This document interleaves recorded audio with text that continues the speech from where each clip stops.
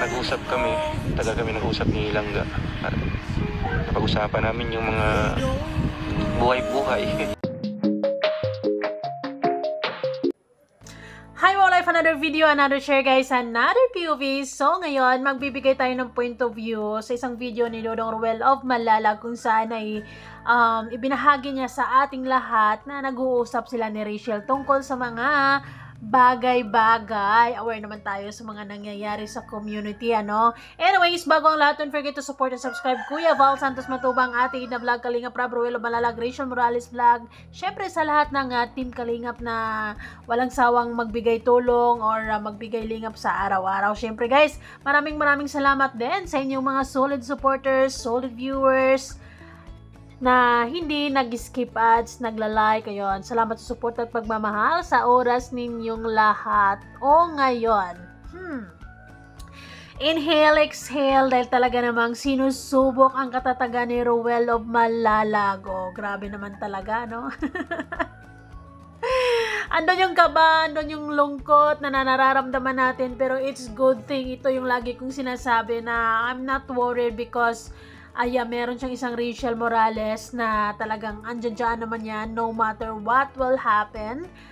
They got each other's support, they got each other's back. Ika nga, nung isang araw ay merong message si Rachel para kay Dodong Ruel of Malalag to make sure, to assure na para iparamdam ni Ruel na hindi ka nag-isa. Andito kami, you can open up, you can talk to us, especially sa akin, pwede mo kaming pagkatiwalaan. It's something na para sa akin na lalakas ang loob ni Ruel na may magiging rason siya na ipagpatuloy. Well, matatag na tao si Ruel and very strong ang personality niya to sa totoo lang, di ba?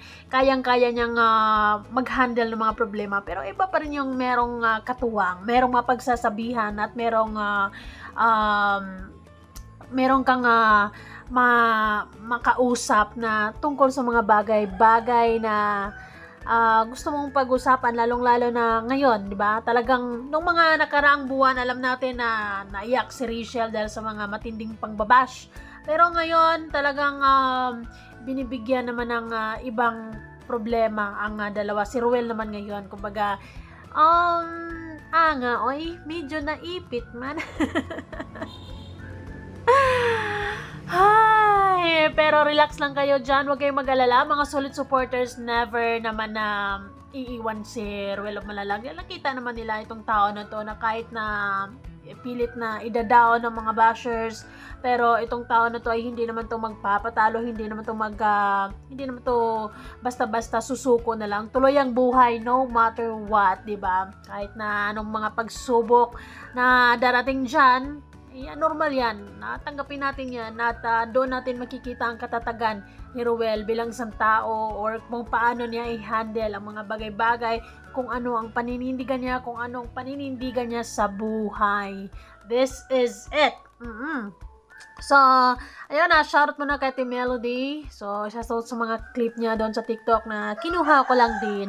A warrior is born, Ruel of Malalag. Talaga namang nakikipaglaban to para sa mga taong, lalo na sa mga beneficiaries niya, sa mga tinutulungan niya. Yun, maraming salamat Ruel of Malalag dahil sa taos-puso mong pagtulong sa mga nangangailangan. Masaya kaming pinapanood ka na talagang nagtatagumpay ka sa ginagawa mo, 'di ba? Sabi nga ni Ate Rachel, sa viewers lang ako sa lahat, lalo na sa Rochelle.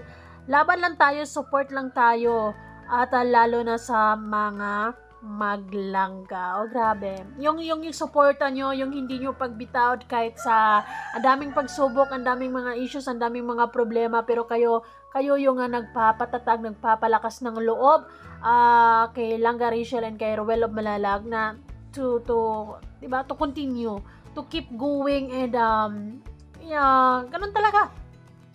Darating talaga sa buhay na minsan ay may iyak ka na lang dahil sa mga andaming mga problema, andaming mga naiisip, 'di ba? Hindi naman kasi porket na sikat na sila, pinag-uusapan sila, dami na silang supporters ay mawawala na yung problema, 'di ba?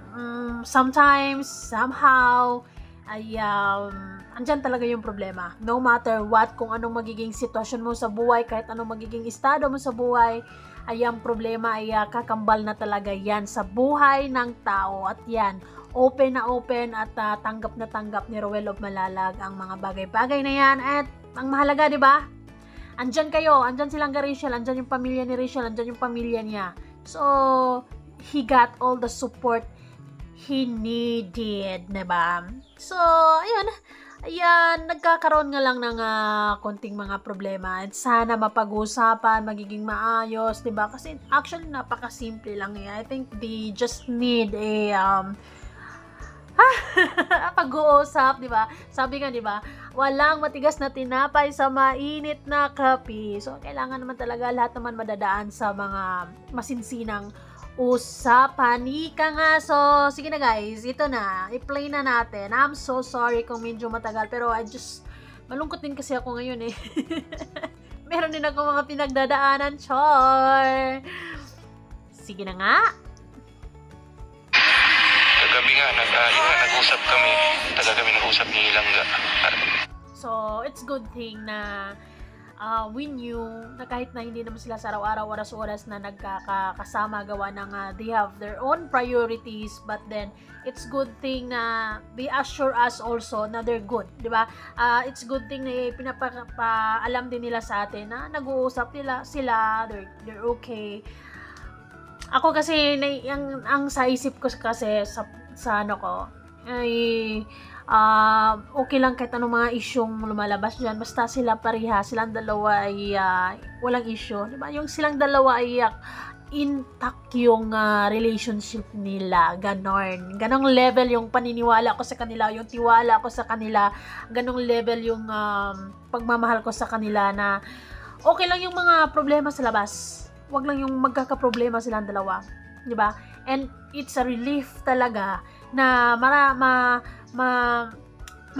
natin na nag-uusap sila or pinag-uusapan din nila yung mga nangyayari sa komunidad, nangyayari sa kanilang dalawa, mga kung ano mang usapin, di ba? So, it's good thing to open up and magiging open sila sa isa't isa.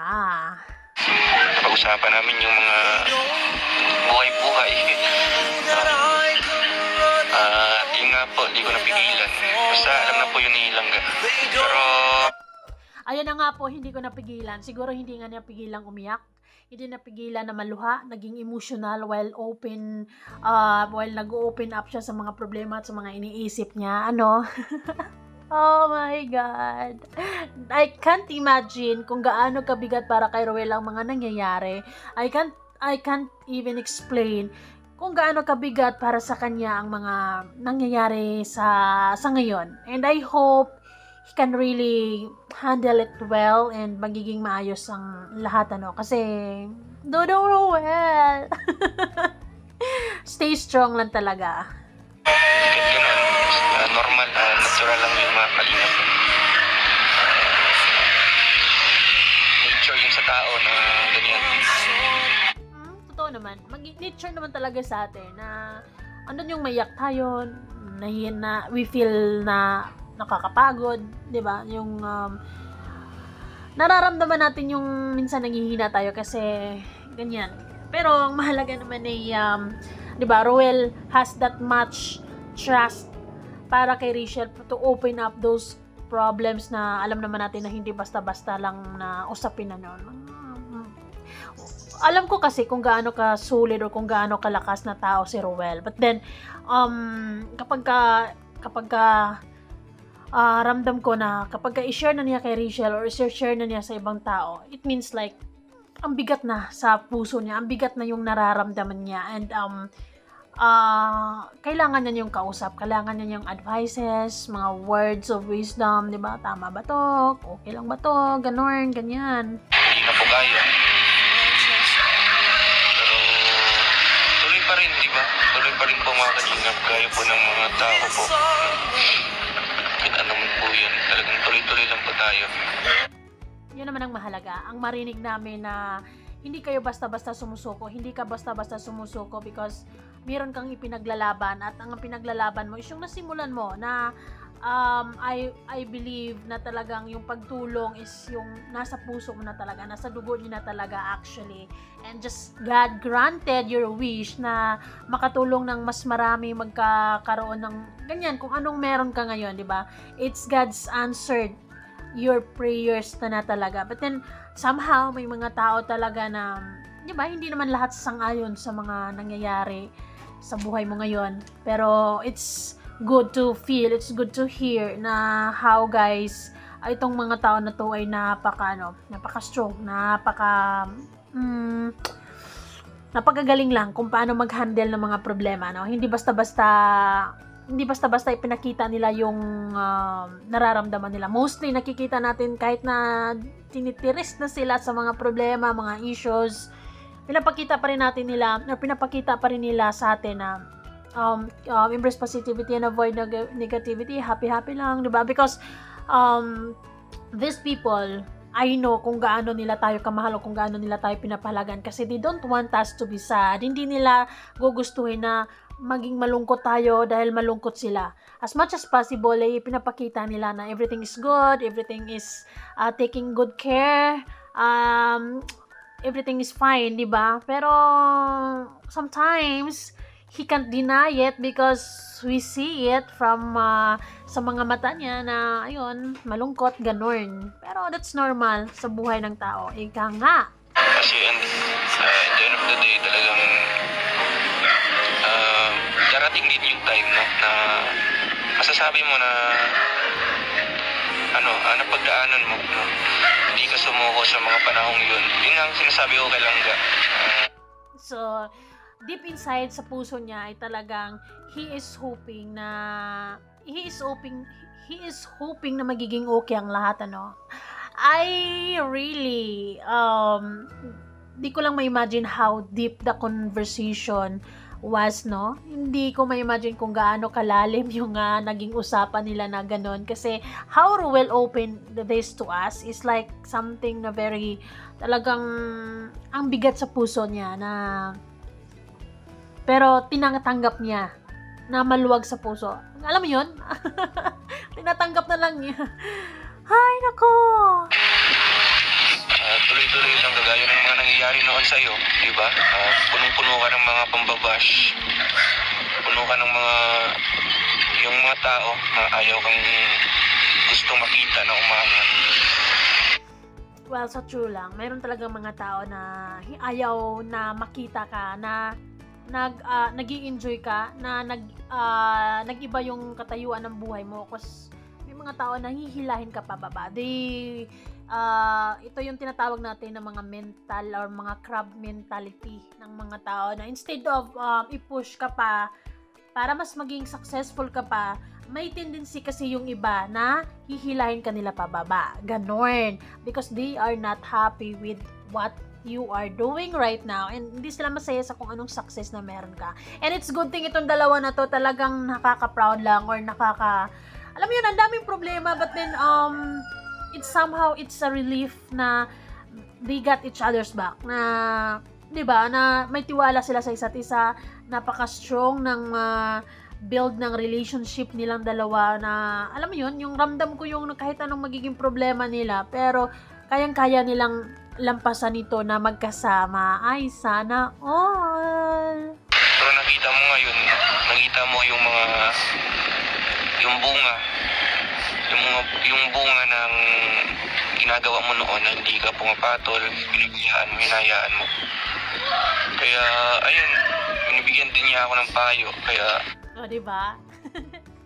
Kumbaga, hindi ibig sabihin si Ruel ang matanda, kailangan siya lagi yung nagbibigay ng payo. He is always the right one na magbigay ng advice kay Rachel somehow. Katulad ngayon, andyan naman si Rachel to comfort him or magbigay din ng payo na parang it's give and take and vice versa. 'Di ba? Ganoon lang ang nangyari sa kanilang dalawa. And I'm happy for that. I'm happy sa naging kahinatnan or sa nangyari ng kanilang relationship na ganon ka-strong. Ganon yung build up, 'di ba? Sana all. Ay, nako. Grabe yung mga pinagdadaanan nyo, ano? well, itong mga problema na to, sana ito'y magiging ito yung magiging daan para mas magiging matatag pa kayo, para mas magiging or para mas ma-appreciate nyo pa ang isa't isa because andyan kayo para sa isa't isa, di ba? Nagdadamayan, sa hirap man o ginhawa, oy, pangmalakas ang na yan, parang kinakasa.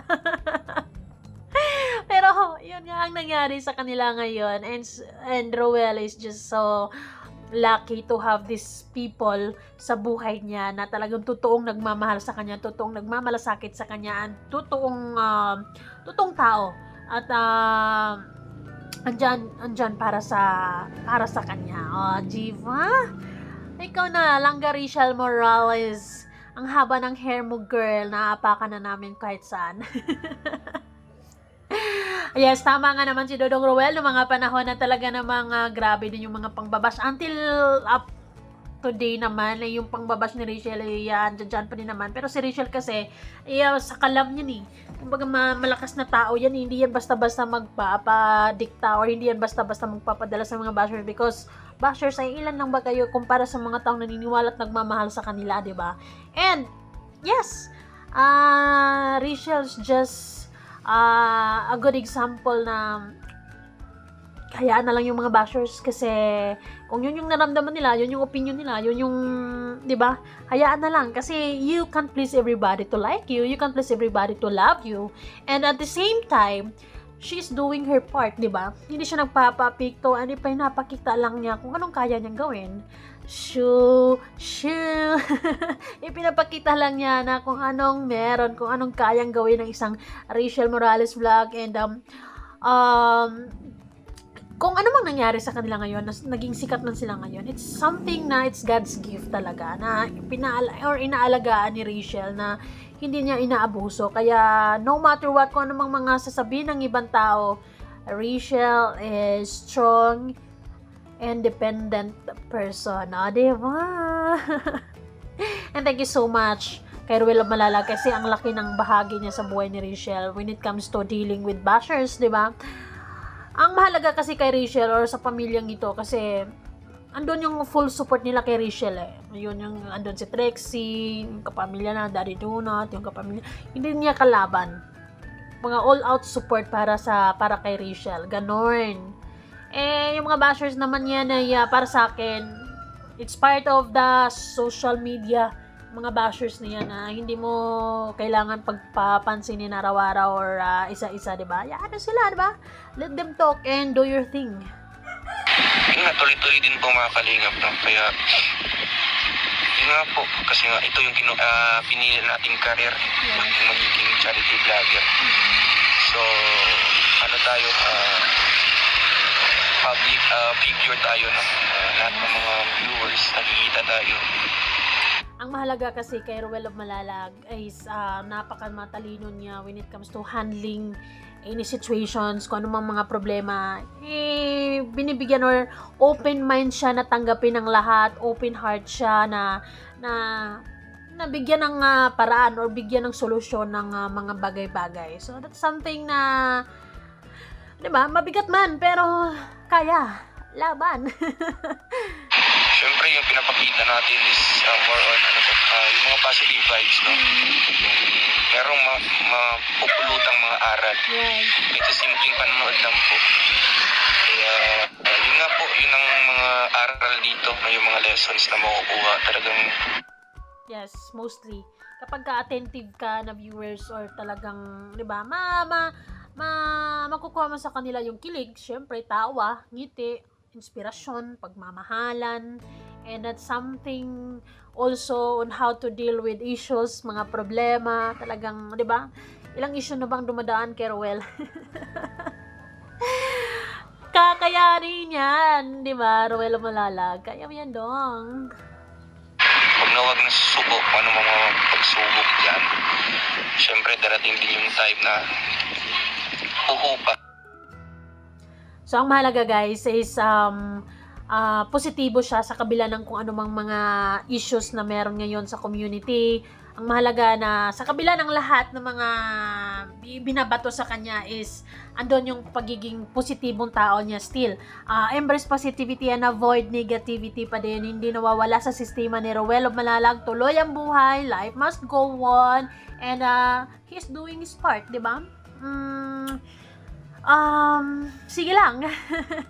Kaya yan, Dodong. Mahirap but then guys, sa mga solid viewers dyan, laban lang tayo. Wag kayong susuko. It's part of it na magiging malungkot kayo. It's part of it na somehow masakit sa feelings. Pero ang mahalaga naman ay hindi nagpapatalo si Ruel ng kung ano mga problema na nandiyan dyan. It's given, di ba? Nasa sukmid sila. So, talagang sa araw-araw ay babatuin sila ng mga good or bad comments. And ang importante kasi dyan is open mind si Ruel when it comes to kahit anong mga circumstances na darating sa buhay niya. Di ba? Yan ang mahalaga, na naririnig natin siya kung gaano siya kapositibong tao sa kabila ng anong mga nangyayari ngayon. So, Ruel of Malalag, keep it up, and ayun, ingat always, and magiging malakas ka at be strong for everyone. And nandito lang kami to support you always, and keep it up, diba? Kaya mo yan. We trust you, we love you, and basta